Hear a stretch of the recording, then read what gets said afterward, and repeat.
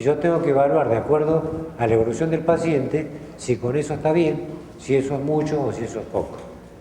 Si eso es poco, yo empiezo a subir. Puedo subir la cantidad, es decir, en vez de medio centímetro, 1 centímetro.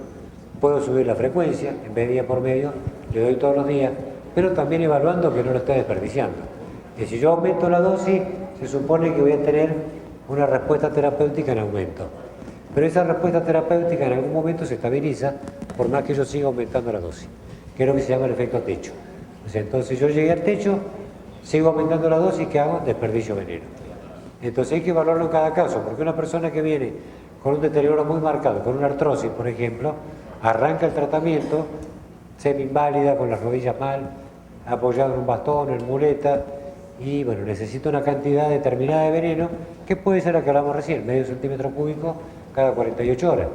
Pero 6 meses después probablemente esa persona necesita el medio centímetro cúbico 2 veces a la semana, o 1 vez a la semana. Entonces como que al ir evolucionando la persona, las dosis y la frecuencia van variando. Y hay otros que necesitarán seguir con la misma dosis de por vida. Es imposible pretender que todos los seres humanos somos iguales. No, en lugar de aplicación del veneno, digamos, el veneno, aparte de todo, el veneno va a estimular hipófisis, va a obligar a que el cuerpo se autorrepare, el veneno va a corregir el sistema inmunitario, por eso anda bien el problema con el Guillain-Barré, esclerosis múltiple, de todo lo que son las enfermedades autoinmunes. El veneno tiene un efecto analgésico central, o sea, impide que el dolor llegue al cerebro. El veneno directamente estimula el corazón, o sea, potencia la propiedad del corazón y es antiarrítmico. Lo puede utilizar cualquier persona, incluso con problemas cardíacos, cirugía. El veneno baja la presión arterial, el veneno baja el azúcar en el diabético, pero tiene un par de chismes más. Es decir, el veneno es un analgésico y un antiinflamatorio local muy potente. Entonces, en base a que es un analgésico y un antiinflamatorio local, conviene inyectarlo, en el caso de dolor crónico, en la zona que me duele. Si yo tengo artrosis en la rodilla, inyecto en la rodilla para tener una analgesia local. Si tengo artrosis o tengo un dolor, no hace falta que sea artrosis. Puedo tener un traumatismo, tengo dolor en donde sea, me inyecto en esa zona. O sea, de esa manera estoy teniendo calidad de vida, disipando o disminuyendo el dolor y estoy teniendo el mismo efecto terapéutico dentro del resto del organismo. Y en el caso de tumores conviene inyectarlo lo más cerca posible del tumor porque también tiene un efecto similar al de la quimioterapia. O sea, destruye selectivamente células normales, células defectuosas, respetando las células malas, las células sanas o buenas del cuerpo. Diferencia con la quimioterapia que quema todo por igual. Ahí hay una contradicción donde la teoría falla, porque el veneno de abeja básicamente tiene estructuras grandes que van a producir efectos terapéuticos, moléculas del tipo enzima, polipéptidos, proteínas, que nuestro estómago lo identifica como alimento. Entonces la academia dice que el veneno de abeja por boca es destruido en el estómago y no tiene efecto terapéutico. Ahora, yo he visto en México que preparan el triturado de abeja en agua y lo toman, no pueden caminar, se toman el medio litro de eso y salen corriendo. O sea que ahí la teoría patina. Claro, yo encontré cuando estuve en México hace un par de años atrás de que, bueno, todo lo que decían los libros era mentira, porque tomado por boca, insisto, los paralíticos salían corriendo, ¿qué pasa acá? Pero no tengo experiencia en ese tipo de preparado, porque en Argentina no se está utilizando. O sea, de hecho sí se prepara ya las cápsulas gastroresistentes con veneno de abeja y propóleo, entonces, bueno, traga la cápsula, se abre en el intestino y no es destruida por el estómago. Ahora, lo que a mí me queda como pregunta en el preparado es qué pasa con el alérgico. ¿El alérgico a la picadura? Entonces, con respecto a las dosis tomadas, en estos casos los pacientes hacen menos reacción. Igual la toxina va a bajar en su concentración. Claro, lo que yo vi o veo es que, por ejemplo, en Argentina la crema no produce reacción alérgica, no hay problema. Pero el inyectable o la cápsula gastroresistente sí. Entonces, en Argentina es como una Biblia el hecho de que a cualquier paciente se le hace la prueba de alergia. Lleva 30 segundos. Ahora, lo que yo he visto con la hidrosoluble es que es como que la venden en todos lados y todo el mundo la toma. El día que un alérgico pruebe la hidrosoluble, definitivamente se le van a ir los dolores.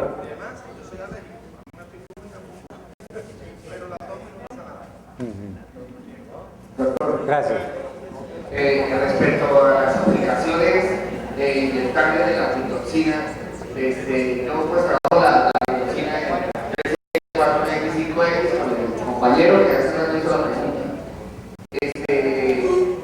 Hay varios cuestionamientos, me explico. Hay gente que lo utiliza, por ejemplo, intraarticular en un problema de rodilla, por ejemplo, una artrosis. Pero, por ejemplo, tengo una paciente que tiene una artritis y le llegó para otro tipo de terapia y ella le mandó un médico en Bogotá que se aplicara todos los días 30 unidades de insulina de la toxina, no viene la concentración, pero todos los días se lo aplican. Entonces mi pregunta va, en ese caso, que se aplica todos los días para una enfermedad sistémica, ¿qué días se utiliza? ¿Intradérmica, intramuscular, subcutánea? A ver. Yo utilizo la toxina, pues voy subiendo las concentraciones, empiezo con 5X, empiezo con 30, 70, 100% de la toxina, paso a la 4X y termino en la 3X. Y así pues el cuerpo pues, va aprendiendo. Pero mi pregunta en ese caso es, en esas enfermedades sistémicas, ¿ese uso de qué manera? Sí, o sea, la abeja pica donde pica o a la profundidad que pica, no de casualidad. ¿Por qué? Porque la abeja es eficiente. Si hay un animal en la naturaleza que es eficiente, es la abeja. Tanto en mantenerse durante 65 millones de años, o sea, la abeja habrá picado algún dinosaurio que ya se extinguió, pero la abeja sigue. Entonces, ¿por qué la abeja pica donde pica? Porque va a producir el mayor daño, porque la mayoría de los animales, debajo de la capa gruesa de nuestra piel, hay una buena circulación de sangre y el veneno se va a distribuir rápido. La abeja pica a esa profundidad porque va a producir mayor daño, que para ella mayor defensa de su familia, de su cría y de su alimento. Ahora bien, si nosotros queremos producir la mayor respuesta terapéutica, tenemos que imitar a la abeja, es decir, aplicar la inyección donde se va a desparramar rápido por el cuerpo. Intradérmica, subcutánea, no hay mucha diferencia, aparte, bueno, estamos hablando de décimas de milímetros, nos tembló el pulso con la aguja, bueno, pasamos intradérmica, subcutánea, terapéuticamente lo mismo. Ahora bien, ¿por qué así y por qué no intramuscular, por qué no intraarticular? Porque el veneno, como todo veneno, biológicamente es muy activo. Todo lo que biológicamente es activo, o sea, cuando yo inyecto enzima, como tiene el veneno, cualquier cuerpo vivo reacciona muy activamente contra él. Entonces, por ejemplo, la fosfolipasa A2, que es la más importante que tiene el veneno de abeja, en cuanto a que es una especie de quimioterapia, rejuvenecer tejido y todo esto, no llega a durar en el torrente sanguíneo más de 1 minuto y medio. En ese minuto y medio hace todo lo que hace, que es maravilloso. Si yo lo inyecto intraarticular y el cuerpo la destruye en articulación antes que se desparrame, si yo lo inyecto intramuscular y el cuerpo demora hasta que lo saque y lo lleva, o sea, ya la destruyó ahí. Entonces si se inyectara endovenoso como hacen los uruguayos, sería lo ideal. La pitoxina, claro, los uruguayos no sé qué pitoxina trabajan, porque bueno, cuando uno tiene accidentalmente una endovenosa pitoxina en Argentina, el paciente se quiere morir, es muy desagradable. No hay problema, no hay riesgo para la salud, pero es muy desagradable. La presión se cae mucho, uno siente en todo el cuerpo lo que sentiría con la picadura de abeja, es decir, todo el cuerpo me pica, todo el cuerpo me arde, con la presión en 4, yo estoy como pescado fuera del agua, respiro y no me alcanza, ya tuve que sentarme porque si no me caí, y todo esto a lo mejor dura 3-4 minutos, es muy feo, insisto, pero en esos 3-4 minutos endovenoso el veneno hizo mucho más que 10 frascos subcutáneos. Ahora, la vía tiene que ser subcutánea, la intraarticular, en un evento hace unos cuantos años en Argentina, un traumatólogo que hacía intraarticular cayó con sus estudios y a querer defender la aplicación intraarticular. Bueno, después que habló y que terminó, éramos prácticamente 50 y pico de médicos que trabajamos con veneno de abeja. Después que terminó de mostrar la radiografía de cómo se había recompuesto el cartílago en sus pacientes, los 50 y pico que estamos lo miramos y le dijimos: nosotros tenemos los mismos resultados sin arriesgar entrar en una articulación, porque es riesgoso entrar en una articulación. No hay diferencia marcada entre una aplicación, o sea, intraarticular o en la subcutánea. Y es preferible la subcutánea en cuanto a, mientras menos cruento, mientras menos arriesgo la integridad del paciente, más tranquilo estoy yo y más protegido está el paciente, ¿no? O sea, en cuanto al paciente que recurre al apicultor para que le aplique las abejas, dice usted. Sí, vamos, el mismo apicultor, si tiene alguna enfermedad, puede aplicarse la abeja. Sí, sí puede. Entonces, por parte de la cantidad de abejas que debe aplicar, según lo que tenga, artritis. Claro, a ver, si yo aplico una o dos abejas, el dolor disminuye, pero la enfermedad no se modifica. Ese es el error más común que hay. Yo aplico una o dos abejas, como ya no me duele, yo creo que como no me duele estoy bien. Y no es así. Simplemente no me duele, pero la enfermedad continúa. Entonces tengo que aplicar mayor cantidad de abejas, hablemos 15, 18, 20 picaduras. No tiene sentido aplicar más de 20, porque voy a llegar a un techo, lo único que hago es molestar a la persona que recibe la picadura. Y la frecuencia, día por medio. Porque si yo aplico 20 abejas una vez al mes, no alcanza. Tengo que mantener una constante de veneno dentro del cuerpo. O sea, no menos de 15, no más de 20, pongámosle, día por medio, de acuerdo a lo que tolere la persona. Y lo más cerca posible de la zona a tratar. En una artrosis, una artritis, por ejemplo, lo que dicen los libros, que uno lo ve en la realidad, es que el paciente con artrosis o con artritis tiene mayor tolerancia al dolor de la picadura de la abeja. Claro, está todo el día con dolor crónico, que le molesta una picadura. Porque una persona que uno le dice una abeja, no quiere saber nada con el bicho. Si uno le dice 2 abejas, no quiere saber nada. Pero la persona con dolor crónico uno le dice 20 abejas y le dice sí, ponga nomás. El dolor que tiene todo el día es muy superior a lo que puede doler la abeja. Doctor, Sí. a veces el automedicarse y respecto a la pregunta del caballero trae consecuencias graves. No debemos olvidar que las abejas tradicionales desaparecieron de América con la traída de los laboratorios brasileños de la abeja africana, que es terriblemente activa, trabajadora, rendidora, pero es supremamente agresiva.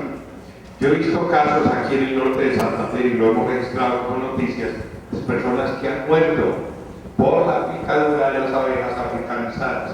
Mi pregunta es la siguiente: ¿debe existir una dosificación y debe por lo tanto existir también quien medique, quien indique, quien diga cómo es la posología?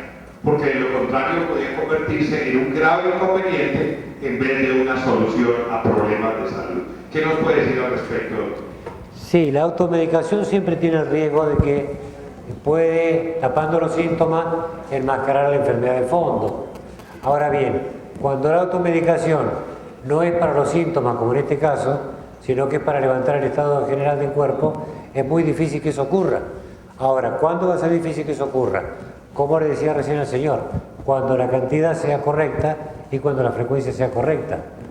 O sea, ¿por qué ocurre también con esto? La automedicación está mal, sí, no lo vamos a discutir. Pero viene de una persona que me dice, por dar un ejemplo nomás, en Cúcuta no hay ningún médico apiterapeuta y ninguno me puede indicar qué hago. ¿Me abandono? No, automedíquese. También se plantea muchas veces como una necesidad. Cuando se plantea como necesidad, bueno, habrá que aceptarlo. Ya no es lo que uno elige, es lo que hay. Ahora, cuando se plantea como lo que uno elige, si uno tiene el conocimiento mínimo, es decir, yo puedo automedicarme con un medicamento que me va a enmascarar un síntoma y de alguna manera puede darle más potencia a una enfermedad que yo ni siquiera sabía que la tenía. Pero no va a ocurrir eso con el veneno de abeja o con el propóleo, que al levantar mi sistema inmunitario van a hacer que yo a lo mejor nunca manifieste una enfermedad que ni sabía que la tenía, pero que no va a aparecer en mí. La contraindicación absoluta en todos los productos de la colmena es la alergia a la picadura de abeja. Si la persona es alérgica a la picadura de abeja, nada que venga de la abeja debería utilizar. Entonces, cuando se hace la prueba de alergia, esto ya está de alguna manera eliminado. Tenga en cuenta una cosa, de los productos de la colmena, a excepción del veneno de abeja, el resto son considerados suplementos dietéticos. Entonces, bueno, no podemos hablar de automedicación cuando hablamos de suplementos dietéticos. El veneno de abeja es el único que no es suplemento dietético y que sí es terapéutico. Y el que obligadamente se hace la prueba de alergia. No hay, como que no hay otra. ¿Cómo les ha parecido la metodología? ¿Seguimos de esa forma? ¿Preguntas? Perfecto, bueno, entonces vamos a seguir así. Hay unas personas que me hacen unas preguntas Se las voy a transmitir para que no se me acumulen. Entonces ya son 3. Una, la señora me insiste, yo quiero saber cuántas calorías tiene una cucharada de miel. La miel engorda en comparación con el azúcar, quiere esa aclaración. La otra, me pregunta el niño que si el propóleo es indicado para el colon, ¿correcto? Y hay otra pregunta, hay una afección del corazón, el señor fue intervenido quirúrgicamente, tiene una patología coronaria delicada y el médico al parecer le prohibió o le dijo las picadas de abeja lo pueden matar. Son esas 3 preguntas. ¿Es cierto que la pitoxina puede afectar su corazón? A ver, habría que ver... Y entonces continuamos con la metodología y las personas que pidieron la palabra. Habría que ver puntualmente qué problema de corazón después de la cirugía. Si el veneno de abeja es tónico cardíaco y antiarrítmico y baja la presión arterial. Si eso no protege un corazón que tiene una cirugía, yo me dedico a otra cosa. Ahora, ¿qué puede ocurrir? Supongamos que la persona tenga un stent, o sea que la cirugía le pusiera un expansor de alguna arteria. Es un cuerpo extraño dentro del organismo, igual que un trasplante de una válvula cardíaca, y cuando yo estimulo el sistema inmunitario, puede que ese organismo haga un mayor rechazo a lo que es ajeno a él. Entonces ahí puede estar contraindicado, porque si mi sistema inmunitario está fuerte, va a haber rechazo hacia esas cosas artificiales que hay adentro.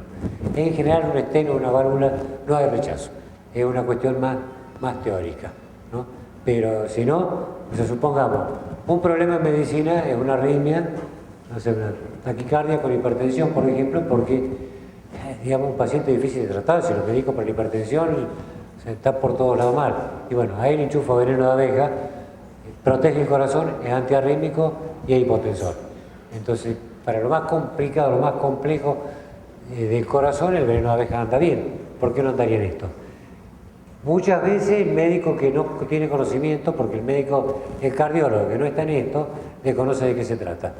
Como ha visto demasiadas veces que hay gente que vende cualquier ilusión o que hay tratamientos naturales que pueden ser perjudiciales, bueno, no quiere arriesgar al paciente y le dice no lo utilice. O sea, desconociendo, prefiere no arriesgar al paciente.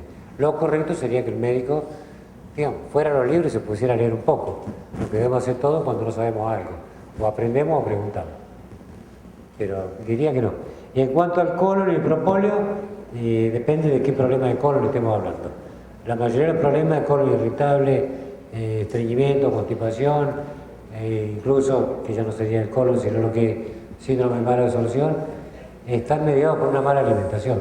El propóleo ayuda, o sea, para unos divertículos ayuda como cicatrizante, ayuda para una mala digestión, mala absorción, ayuda en el caso de estreñimiento porque estimula el movimiento y la elasticidad del intestino, pero, insisto, si yo estoy comiendo mal, tengo que corregir la alimentación, modificarlo un poco por lo menos. Y la tercera era... La tercera era las calorías miel con de caña. ¿Engorda? ¿Cuántas calorías tiene una cucharada de miel? A ver. Hay algunas cosas que uno las ha repetido por generaciones, las sigue repitiendo y nunca se las cuestiona. En realidad, yo me lo he cuestionado porque es mi trabajo. ¿Cuántas personas que comen 50 calorías de más por día engordan, como dice la teoría, y cuántas personas que comen 50 calorías de menos por día bajan de peso, como dicen los nutricionistas? Hasta el día de hoy no encontré ninguno. Si hay bla bla, estupidez más grande que la que repiten los nutricionistas es la de las calorías. ¿Alguien sabe lo que es una bomba calorimétrica? Una bomba calorimétrica viene a ser una campana cerrada donde ponemos algo para quemarlo. Sabemos qué temperatura tiene la llama que le damos para quemarlo y cuando medimos el total de temperatura, es decir, lo de la llama más lo que se quemó, eso es lo que se llama caloría. Si alguien cree que el cuerpo funciona como una bomba calorimétrica, midiendo la temperatura que quedó de ese carbón ahí, está equivocado. Lo que pasa es que lo dice el nutricionista, lo dice el médico, lo dice la propaganda, lo decía la mamá y lo repetimos. El cuerpo no funciona como una bomba calorimétrica. No sirve lo de las calorías. Supongamos que sirva. Bueno, Yo les puedo preguntar y ustedes me van a responder. ¿Ustedes creen que 100 calorías de un chocolate de esos que están llenos de químicos son iguales que 100 calorías de una fruta recién cortada de la planta? No tiene nada que ver. Lo del chocolate, que es todo químico, se va a transformar en grasa, no por las calorías, se va a transformar en grasa porque es un elemento que el cuerpo no lo identifica, no lo puede digerir, no lo puede utilizar, y como es mucho tampoco lo puede eliminar. Entonces lo transforma en grasa para que no moleste. Mientras que lo de la fruta, que es nutriente puro, el cuerpo lo va a utilizar como nutriente. Entonces, ¿qué ocurre? Cuando una persona come poco, lo que el cuerpo no puede digerir, llamémosle harina, llamémosle alimento con químicos, el engorde es una consecuencia natural.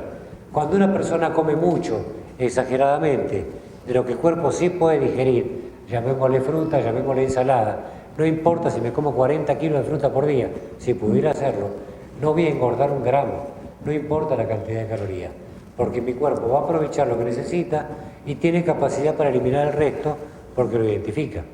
Entonces, ¿qué ocurre con la miel? La miel tiene nutrientes puros, la miel no puede hacer engordar, salvo que se coma exageradamente miel. Pero si no, si uno endulza con miel, come miel en forma normal, que normal podrá ser distinta para cada persona, pero que no hablamos de exageraciones, no va a haber ninguna persona que pueda engordar comiendo miel. Como no puede haber un diabético que puede verse afectado por comer miel por la fructosa. O sea que es más complejo el tema porque se engancha con la alimentación. Profesor, observo en la cena que hay afuera dos tipos de productos. Los productos que vende Alex y los productos que usted trae de Argentina. Me puse a revisar los productos, por supuesto. Los de Alex son todos comestibles porque los conocemos que es bien, propóleo, polen, unos turrones muy sabrosos. Pero me llamó la atención de parte suya, preguntándole a la señorita, una serie de gotas. Y observé que hay gotas, pomadas, cremas y una cantidad de cositas que usted todavía no las sabe, por eso aquí digo los amigos para que se aclaren. Pero observo que hay algo que aquí también en el norte de Santa María de Cúcuta nos llama la atención y tiene que ver con la primitis y con la sinusitis. Y encuentro unas botitas que dicen ahí de la Biblia esto que es, esto es buenísimo para la sinusitis. Esto es para la y cómo va a dormir para saber si un cuerpo aquí. Pues pregúntenle al profesor, aquí le pregunto a usted, ¿a qué sirve esa cosa? Sí, sí, hay muchas recetas para elaborar el propóleo de muchas maneras distintas y bueno, cada una tiene aplicaciones específicas. En el caso de una sinusitis, por ejemplo, lo conveniente es utilizar el propóleo alcohólico en gotas nasales. Pero claro, una vez, dos no, porque arde demasiado. Entonces se elabora el propóleo acuoso, que tiene menor potencia que el alcohólico, pero yo lo puedo utilizar 4, 5, 10 veces al día, que no hay ningún inconveniente con esto. O sea, también puedo utilizar el alcohólico diluido en agua. O sea, si yo le mato el alcohol, entre comillas, con agua, lo puedo utilizar como gota y anda bien. O sea, pero, a ver, volvemos a lo del principio. Si yo le echo propóleo a una sinusitis, le estoy echando propóleo a una sinusitis, pero me estoy olvidando de que esa sinusitis está dentro de una persona. Entonces, ¿por qué tiene sinusitis esa persona? Ajá. En general, la mayoría de las personas que tienen sinusitis es porque es algo que vieron de chiquito. O sea, de chiquito todo vivo, que el papá, el abuelo, quien sea la tía, sacaba el pañuelo, cuando estaba congestionado, apretaba, alargaba, listo, la nariz. Cuando yo estoy apretando las dos fosas nasales y haciendo fuerza para luego limpiar, la presión que estoy generando hace que la mucosidad suba a los senos frontales y a los paranasales. Yo me estoy fabricando mi sinusitis porque nadie me enseñó a limpiarme la nariz, pero tampoco a lo mejor nadie sabía que esto era así. Entonces, si yo eso lo sé, ¿qué hago? Limpio una fosa nasal por vez cuando estoy congestionado. No presiono para que seguir fabricando la sinusitis. Porque si utilizo el propóleo, que anda muy bien, pero me sigo fabricando sinusitis todos los días, y está el otro problema que, bueno, cuando yo llevo una historia de 20 o 25 años de sinusitis, o más, porque hay gente que tiene sinusitis crónica, es muy difícil que la mucosidad que está pegada y seca, adherida al hueso de 25 años atrás, se despegue fácilmente. Entonces ahí tiene que ir el propóleo, tanto en la gota como por boca. O sea, hay que tomar el propóleo alcohólico del miel, hay que aplicarse las gotas nasales y conviene, la vieja receta de las abuelas, era aspirar vapor por la nariz, una fosa nasal y la otra. El vapor levanta la temperatura, acelera los procesos y a la vez, al humedecerse la mucosidad seca, se ablanda y es más fácil el cuerpo la puede secar. Pero anda bien, pero insisto, siempre hay que ayudar al cuerpo y al tratamiento con actitudes de una. Gracias. Una pregunta. ¿Ha tenido experiencias exitosas en el tema de la hiperplasia prostática? O sea, y en eso sí quiero dos declaratorias. Uno, manejar la prevención, evitar que ese proceso se genere, un proceso inflamatorio. Y la segunda es cuando ya la próstata está inflamada, ¿cuál sería la dosificación? ¿Cuál sería el tratamiento? Porque ese es un problema de nosotros los hombres. Sí, a ver, en principio la hiperplasia o el adenoma de próstata es un proceso de envejecimiento. El que no quiera que se le envejezca la próstata, que se muera joven, es re fácil evitarlo. Es la única prevención que hay. O sea, para no envejecer la única prevención es morirse joven. No se ha inventado otra todavía. No es que el adenoma de próstata o la hiperplasia sea una enfermedad. O sea, lo que es enfermedad puede tener un tratamiento. Lo que es envejecimiento, un proceso natural, no tiene tratamiento. Ahora bien, molesta. O sea, pudiera ser equivalente a una menopausia femenina el hecho de la hiperplasia prostática en el hombre. Pero insisto, al igual que la menopausia femenina, es un proceso natural. Entonces, ¿qué es lo que puedo hacer? ¿Ir en contra de la naturaleza? No. Lo que puedo hacer es disminuir la molestia, optimizar el proceso. Y ahí uno se maneja con polen. El polen, de alguna manera, tiene un contenido de hormonas sexuales de origen vegetal muy bajo, que actúa de alguna manera estimulando el propio sistema hormonal y no reemplazando, que eso es importante. Los reemplazos hormonales generan cáncer. Los estímulos hormonales, como en este caso el polen, no. Entonces el polen va a estimular el sistema hormonal de una mujer menopáusica o de un hombre con una hiperplasia de próstata. Entonces, ¿qué implica esto? Un rejuvenecimiento, entre comillas, de la próstata.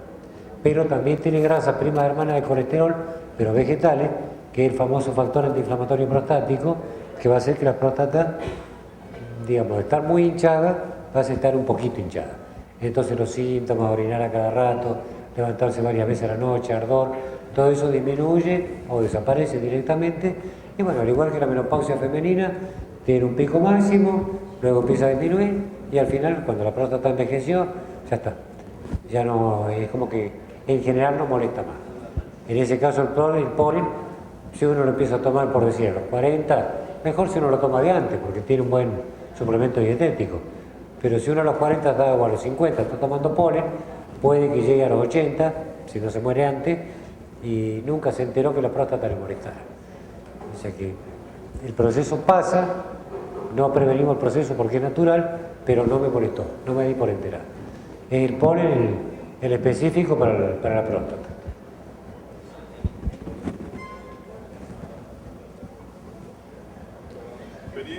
Una última pregunta, ¿experiencia con las larvas de zángano de alguna terapia específica? No, la larva de zángano, por así decirlo, la papilla larval o el triturar larva de zángano es una jalea con menor capacidad nutricional y es una jalea con menor capacidad terapéutica, por decirlo de alguna manera. El triturado de larva de zángano tiene 10 veces menos potencia, más o menos, no está medido, uno lo ve terapéuticamente, que la jalea. Entonces, bueno, para lo que se indicaba la jalea, llamémosle una persona con una enfermedad que hay mucha consumición energética, una persona muy venida abajo por una cirugía muy grande, una persona con muchos años, con un deterioro muy marcado, si le damos 5 miligramos de jalea por día, bueno, tendremos que dar 5 gramos de papilla larval, una cosa así. Pero es más, es decir, la papilla larval en Argentina, por ejemplo, no hay quien la haga. La que entra de China. No viene refrigerada o no sabemos cómo llega. Mientras que la jalea se produce en Argentina y bueno, uno sabe, se la compra el productor y sabe que es jalea genuina, sabe que ha seguido la cadena de frío. Bueno, es más seguro el producto nacional que el importado.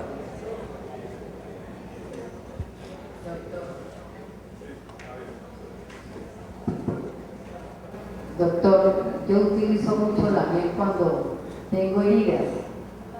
O sea, es muy buen cicatrizante.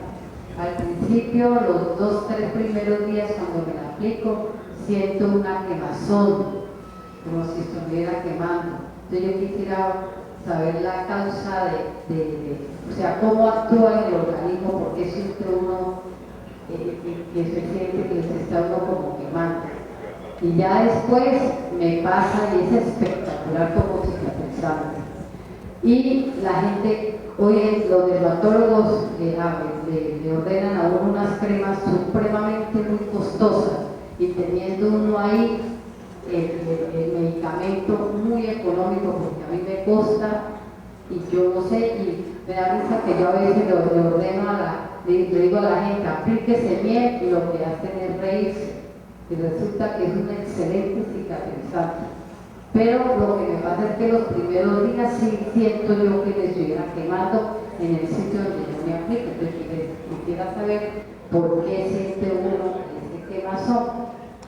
Por varias razones. En primer lugar, cuando el cuerpo empieza a activarse o a resolver algo, bueno, puede dar, en este caso la quemazón, en el caso de una persona con artrosis, puede empezar un tratamiento con ardor interno, aumento del dolor en las articulaciones, inflamación. ¿Por qué? Porque el cuerpo está empezando a trabajar, se activa. Entonces algo que está dormido no molesta, pero cuando se despierta, bueno, puede que moleste inicialmente, pero para un buen resultado a posteriori. En segundo lugar, digamos, la miel es ácida. Sería el equivalente a que uno le cayera jugo de limón en una lastimadura.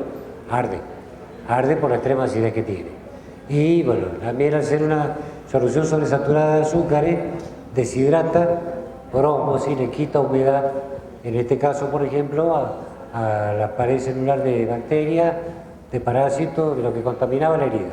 Entonces, las mata al deshidratarlas, al esterilizar el campo, sea una quemadura, sea un traumatismo, se tiene el primer factor necesario para una cicatrización, un campo estéril. Si el campo cicatrizado no es estéril, no hay ninguna posibilidad. Y la miel, si no está calentada, el contenido enzimático que tiene la miel, o sea, las enzimas se destruyen con muy baja temperatura, el contenido enzimático que tiene la miel hace que sea un elemento vivo, entre comillas, con permanente transformación. La miel tiene una enzima que va haciendo que estos azúcares que tiene se vayan transformando permanentemente en peróxido de hidrógeno, agua oxigenada. Entonces eso esteriliza, eso aporta oxígeno como nutriente para la cicatrización, o sea que son varias cosas juntas. Si a la miel le agrega el propóleo, probablemente el ardor disminuya y la cicatrización sea más rápida. Pero el ardor es un precio mínimo para una buena cicatrización.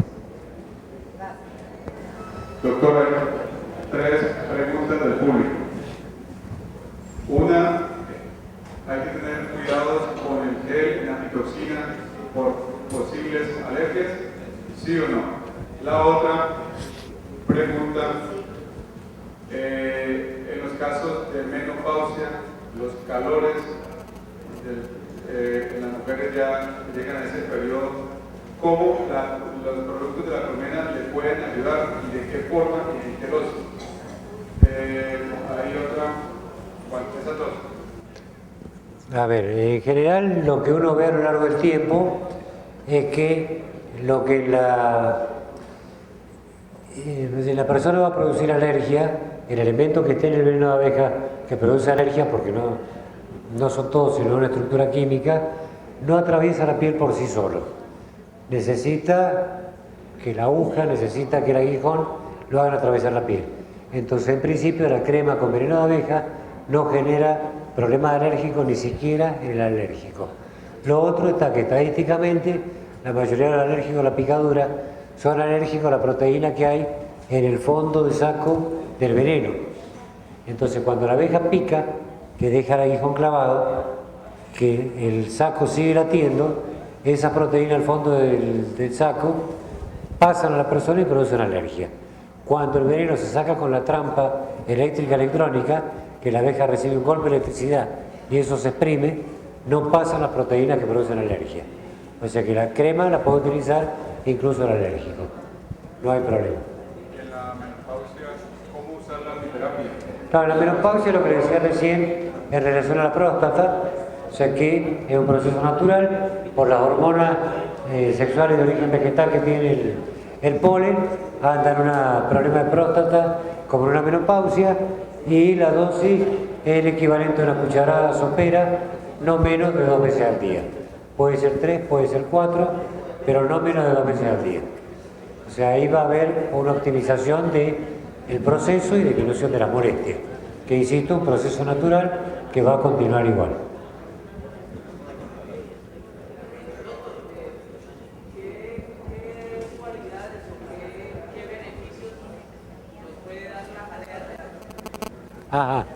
Bien, porque de jalea no habíamos hablado todavía. En general la jalea se lo utiliza más que nada como un energovitalizante, muy potente.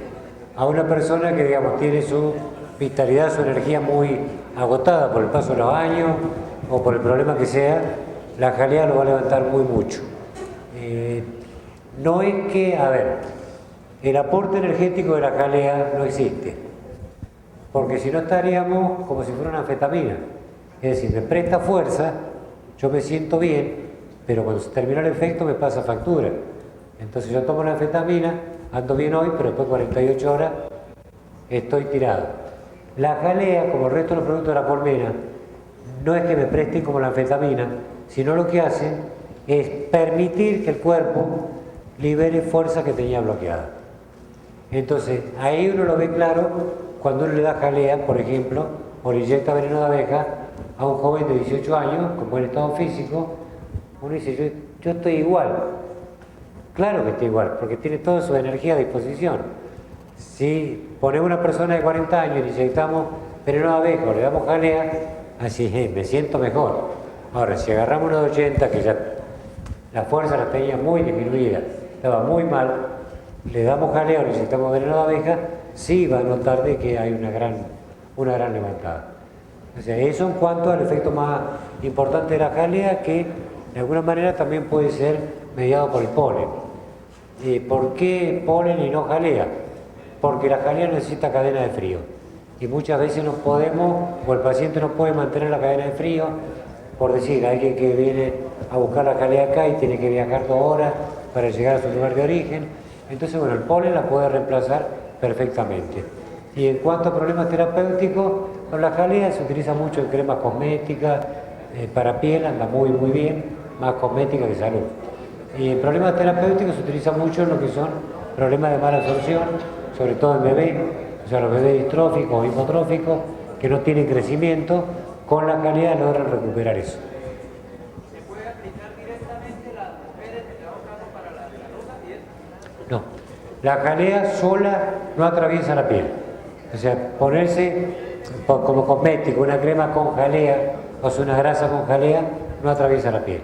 Si la crema está hecha, por ejemplo, con un poco de miel y de propóleo, que por otro lado le hacen de conservante a la jalea, el propóleo y la miel facilitan que los componentes activos de la jalea puedan atravesar la piel. Y si no, la jalea va directamente, en caso de quemado, en la herida. O sea, en la herida sí.